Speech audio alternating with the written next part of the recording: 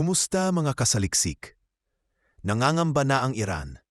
Ipinwesto ni US President Donald Trump ang mga B-2 Spirit stealth bombers sa isang liblib na isla sa Indian Ocean para sa isang malinaw na layunin. Naghahanda ang Amerika na bombahin ang Iran. Bilang tugon, tinutumbok ngayon ng Iran ang isang mahalagang base militar ng US sa tinatawag nitong preemptive strike na layong burahin ito sa mapa. Iyan daw ang plano ng Iran ayon sa kanilang pahayag. Pero ang katotohanan, baka nga wala pa sa kapasidad ng Iran ang tamaan ang naturang malayong isla.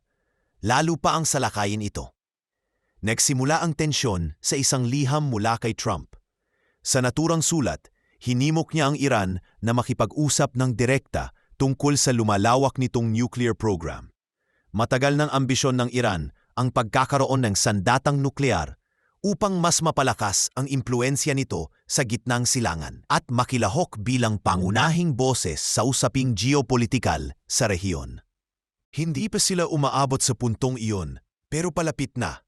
Sa kasalukuyan, pinayaman na ng Iran ang uranium hanggang 60% U-235, samantalang ang paramihan sa mga nuclear bomb ay nangangailangan ng 90% U-235 para gumana. Nagsimula na rin silang mag-install ng centrifuges at hindi na nakikipagtulungan sa JCPOA, Joint Comprehensive Plan of Action, isang kasunduang nilagdaan ng US, Russia, China, France at UK. Para bantayan ang nuclear activities ng Iran, mas lumalapit ang Iran sa pagkakaroon ng nuclear bomb at hindi ito ikinatutuwa ni Trump. Pero may nagsasabing si Trump mismo ang may kagagawan ng problemang ito. Sa kanyang unang termino bilang Pangulo, pinatigil niya ang partisipasyon ng Amerika sa JCPOA at mas pinili ang magpataw ng matitinding sanksyon laban sa Iran upang pahirapan ang kanilang ekonomiya. Sa puntong iyon, epektibo ang estratehiya sa aspetong ekonomikal. Ngunit dahil pangunahing bansa ang US sa JCPOA, habang kaalyado naman ng Iran ang Russia at kahit papaano ay China, nagsimula ng mabuwag ang buong kasunduan. Nais ni Trump na gumawa ng panibagong kasunduan.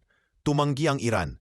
Kaya ngayon, pinwesto niya ang mga US bombers sa isla ng Diego Garcia bilang banta. Kailangang pumayag ang Iran sa usapan, kung hindi ay may kapalit ito. Subalit may dalawang problema si Trump. Una, mariing tumanggi ang Iran sa direktang pag-uusap. Ayon mismo kay Iranian President Masoud Pezeshkian, tumugon kami sa liham ng US President sa pamamagitan ng Oman at tinanggihan ang direktang negosasyon. Pero bukas kami sa hindi direktang usapan. Hindi ito sapat para kay Trump. Gusto niyang ang kanyang administrasyon mismo ang humawak ng usapan tulad ng sa Ukraine at Russia. Naniniwala siyang walang mararating ang hindi direktang usapan. Kaya't doon pumasok ang puwersa militar. Kung hindi sila makikipagkasundo, bobombahin sila, ani Trump sa panayam ng NBC noong Marso 29. Pero posible rin na magpataw ako ng panibagong tariffs gaya ng ginawa ko 4 na taon na ang nakalipas. Marami ang pagbabanta. Ngunit sa ngayon, wala pang aktual na kilos bukod sa paggalaw ng mga bomber ng Amerika. Ang ikalawa at mas malaking problema ni Trump, hindi nagpapatalo ang Iran. Nagbabanta na rin ito ng pag-atake laban mismo sa isla kung saan nakabase ang mga US B-2 bombers, ang Diego Garcia. At mas masama pa, hindi lang ang US ang target ng Iran. Lahat ng bansa na sumusuporta sa Amerika ay maaaring tamaan. Noong Marso 29, nagsalita ang isang mataas na opisyal militar ng Iran sa UK media outlet na The Telegraph. Ayon sa kanya, naghahanda na ang Iran sa opensiba. Walang magiging pagkakaiba kung British o American forces ang target, basta't may pag-atake mula sa base sa rehiyon o sa loob ng range ng mga Iranian missile, tiyak na lalaban kami. Kapag dumating ang panahon, hindi na mahalaga kung Amerikano, British o Turkish soldier ka. Kung ginamit ng Amerikano ang base mo, target ka rin namin. Isang matinding babala ito. Dagdag pa ng Iranian state media, may sapat na armas ang Iran para umatake mula sa mainland, gaya ng bagong bersyon ng Khorramshahr missile na may intermediate range at ang Shahed 136B kamikaze drone na may abot na 4,000 kilometro o humigit kumulang 2,485 milya. Lalong lumala ang sitwasyon para kay Trump. Noong una, panakot lang ang Iran na maghihiganti sa pamamagitan ng pag-atake sa Diego Garcia. Ngunit ngayon, nagbago ang tono. Noong Marso 30, iniulat ng The Telegraph ang panibagong pahayag mula sa opisyal ng Iranian military. Posibleng wala na raw silang ibang opsyon kundi unahan ang Amerika. Pinipilit na ng ilang top commanders ang pagsasagawa ng preemptive strike sa isla at base nito kung seryoso na nga ang banta ni Trump, aniya. Dagdag pa nito, lalong umiinit ang usapan tungkol sa isla mula nang itinalaga roon ang mga bombers ng Amerika. Umuusok na ang tensyon sa gitnang silangan at tila isang malaking pulbura ang nililikha ng Amerika at mga kaalyado nito. Isang pulburang maaaring sumabog sa sariling mukha nila. Pero bago ang lahat, balik tayo sa isang mahalagang tanong. Ano ba ang Diego Garcia? At bakit ito ang tinututukan ng Iran? Taliwas sa iniisip ng marami, ang Diego Garcia ay hindi isang tao, kundi ang pinakamalaking isla sa hanay ng mga isla na bumubuo sa Chagos Archipelago. Isa itong soberanong teritoryo na kasalukuyang nasa kontrol ng Estados Unidos. Noong dekada 1970, nagtayo ang US ng base militar dito. Simula noon, pinagsasamang pinamamahalaan ito ng US at UK. Pagmamay-ari ng UK ang lupa, habang ginagamit naman ng Amerika ang base bilang launching pad ng mga operasyon sa gitnang silangan. Napatunayan na rin ang kahalagahan ng Diego Garcia sa mga operasyong militar ng Amerika.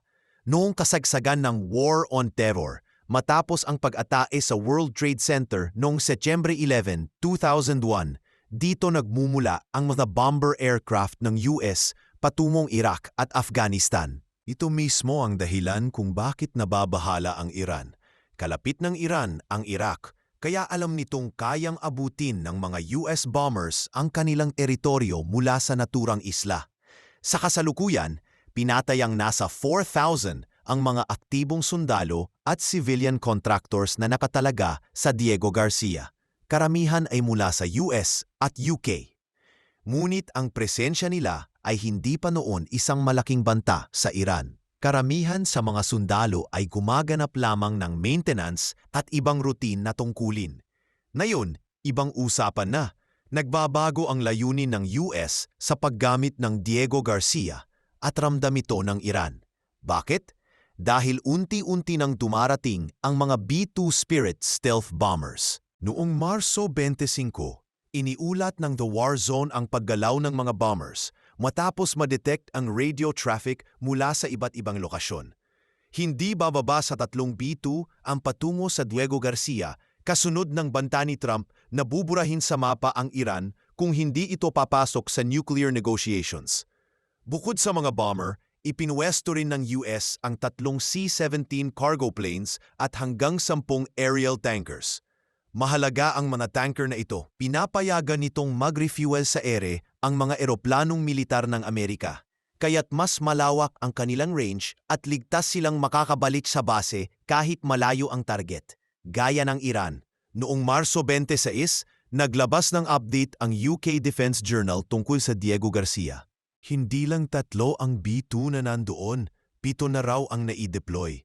Isang napakalaking hakbang ito sa pagpapalakas ng military presence ng Amerika sa base na pagmamay-ari ng Britanya.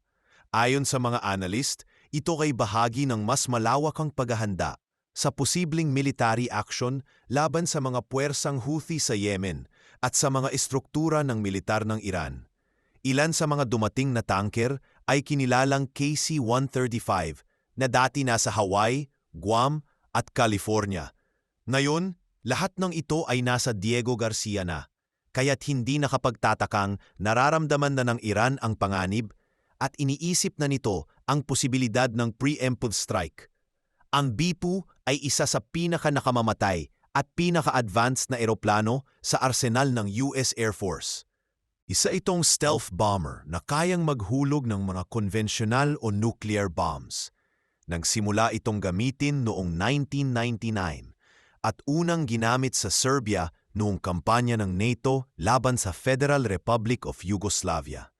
21 lang ang naiproduce na B-2 at 19 na lang ang aktibo. Kaya't ang pagpapadala ng 7 B-2 sa Diego Garcia ay itinuturing na isa sa pinakamalalaking military buildup ng Amerika sa mga nataraang taon. Higit sa isang kapat ng kabuuang fleet ng B-2 ay inilaan laban sa Iran. May 172 talampakang wingspan ang B-2, may taas na 69 feet, habang may habang 17 feet. Pinalalakas ito ng 4 na General Electric Aviation F118 GE100 turbofan engines, na bawat isa ay may thrust na 17,300 pounds.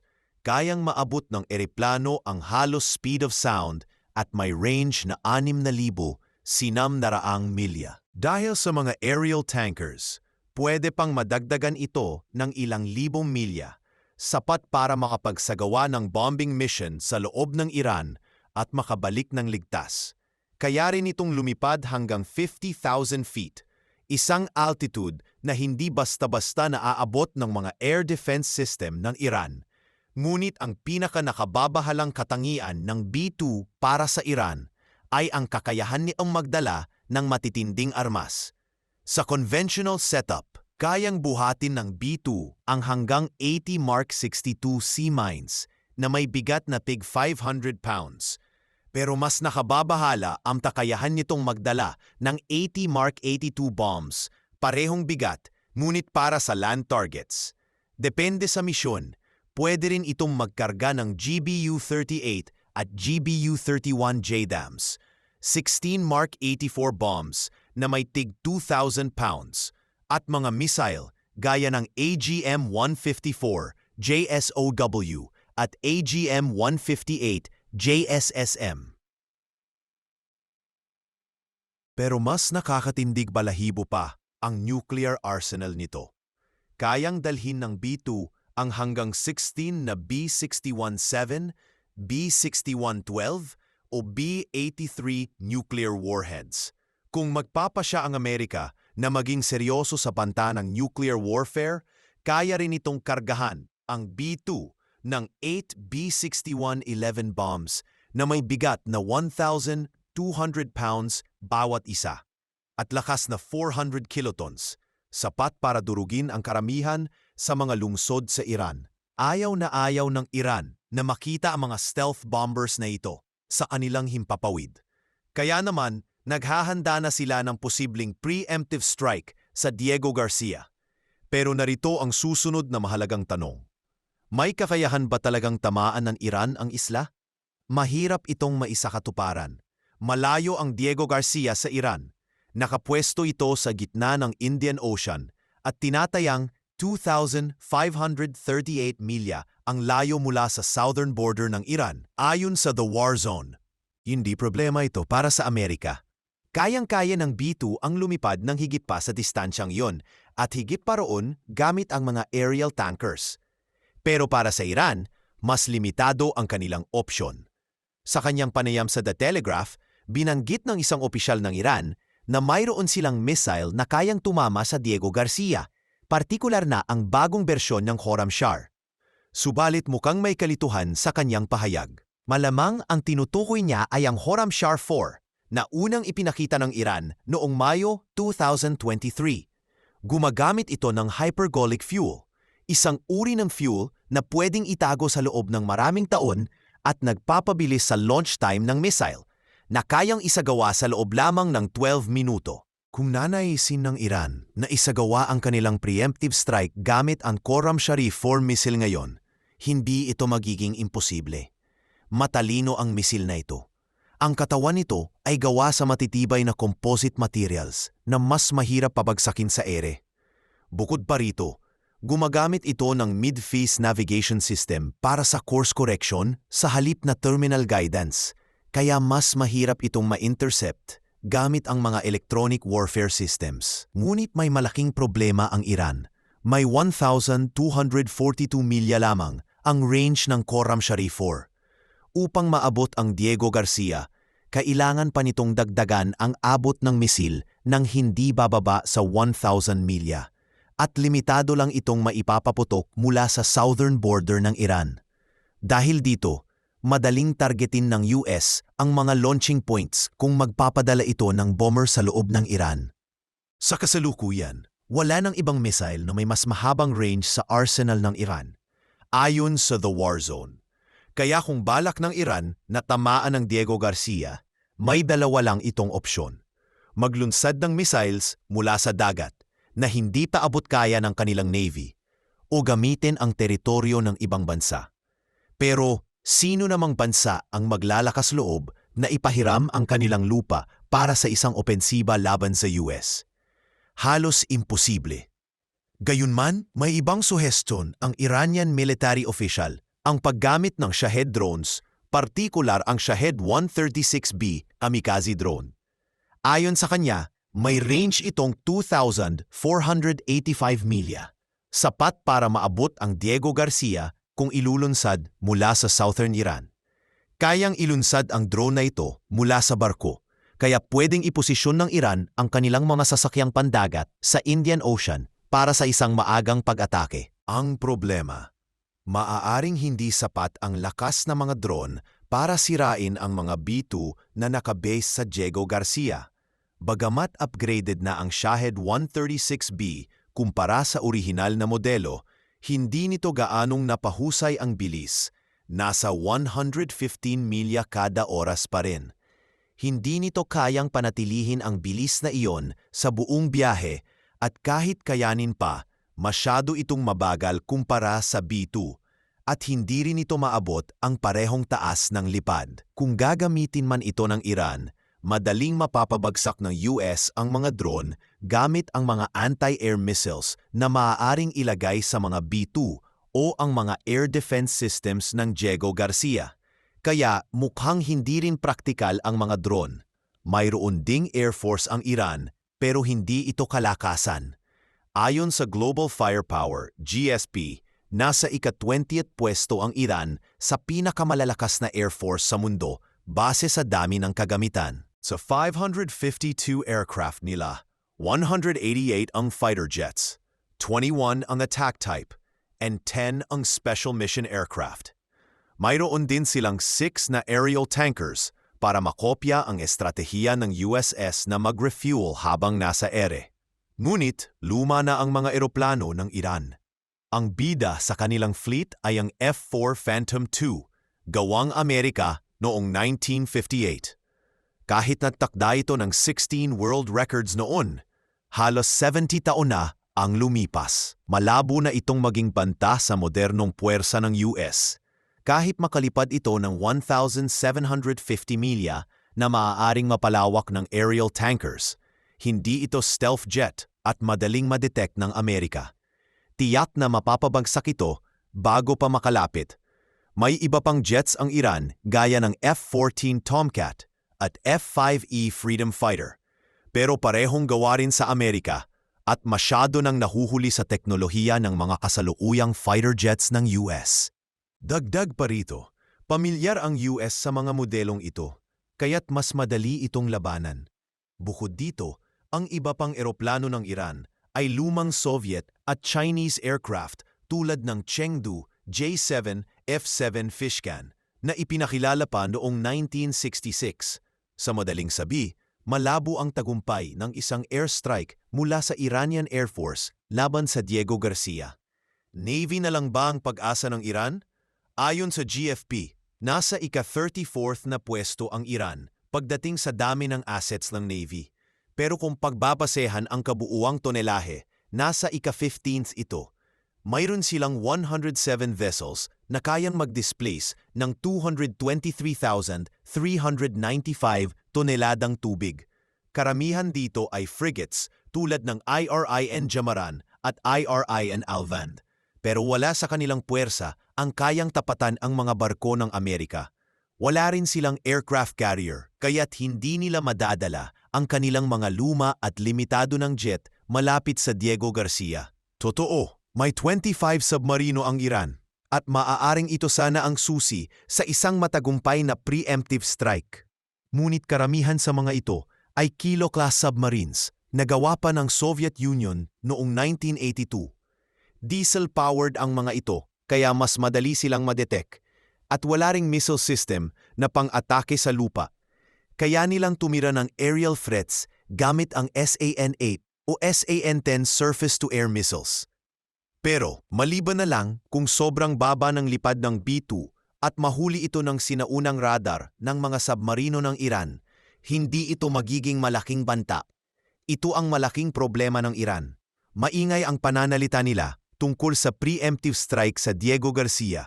Pero kung tutuusin, karamihan sa kanilang mga armas ay hindi sapat para sa misyon. Ang pinakamahabang range ng kanilang missile ay hindi abot ang isla. Ang pinakamagaling nilang drone ay abot, pero mabagal at madaling i-neutralize. Mas lalong hindi kakayanin ng mga eroplano at barko ng Iran ang high-tech arsenal ng Amerika. At ngayong ipinahayag na ng Iran na posibleng maglunsad sila ng pag-atake, mas lalo nang maghahanda ang Estados Unidos. Posibleng dumating sa Diego Garcia ang mga destroyers, frigates at baka pati aircraft carriers ng Amerika. Ikaw, anong tingin mo sa banta ng Iran na umatake sa Diego Garcia? Posible ba ito? At kung mangyari man, paano kaya tutugon ang US at ang UK?